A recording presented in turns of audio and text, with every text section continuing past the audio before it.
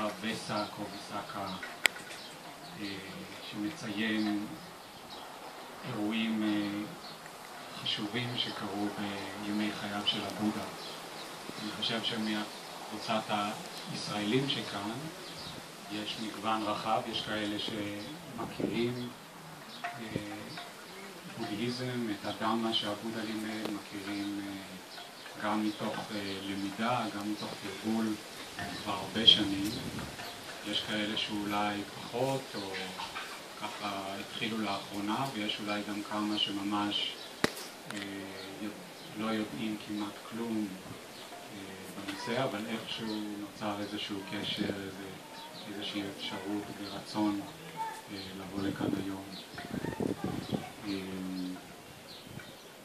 בכל אופן אני פשוט יכול להגיד כמה מילים שיעלו בדעתי, ואני מקווה שיהיה בהם איזשהו טעם לאירוע היום.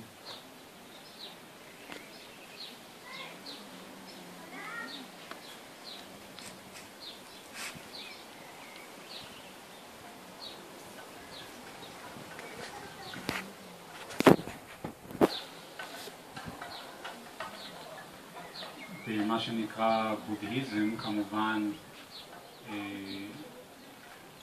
מעריכים מאוד ומכבדים מאוד את הבודה. זה יכול להיות אפילו דברים שנראים כמו הערצה או איזשהו מנהגים שנראים